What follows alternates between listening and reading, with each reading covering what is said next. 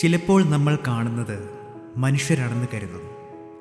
പക്ഷേ അവർ മനുഷ്യരല്ലെങ്കിൽ അവർ നമ്മളോടുകൂടി ജീവിക്കുന്ന മറ്റൊരു ലോകത്തിൽ നിന്ന് വന്നവരാണെങ്കിൽ അവർ നമ്മുടെ നഗരങ്ങളിലുണ്ട്. ബസ്സിൽ നമുക്കടുത്ത സീറ്റിലിരിക്കും. മാർക്കറ്റിൽ നിന്നും പഴങ്ങൾ വാങ്ങും. കണ്ണുകൾ കൊണ്ട് നമ്മെ നോക്കും. പക്ഷേ ആ കണ്ണുകൾ മനുഷ്യൻ്റേതല്ല. അവർ നമ്മുടെ പോലെ ശ്വസിക്കുന്നു, ചിരിക്കുന്നു, സംസാരിക്കുന്നു. പക്ഷേ അവരുടെ ഉള്ളിൽ മനുഷ്യനില്ല. നമ്മളെ പഠിക്കുന്ന, നമ്മളെ നിരീക്ഷിക്കുന്ന മറ്റൊരു ബുദ്ധിയാണ്. ചിലപ്പോൾ നിശബ്ദമായ രാത്രികളിൽ ആകാശത്തിൽ ഒരു അന്യപ്രകാശം തെളിയും.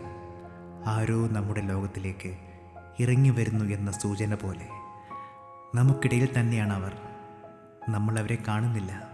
കാരണം അവർ നമ്മളെക്കാൾ മികച്ച രീതിയിൽ മറിഞ്ഞിരിക്കുന്നു.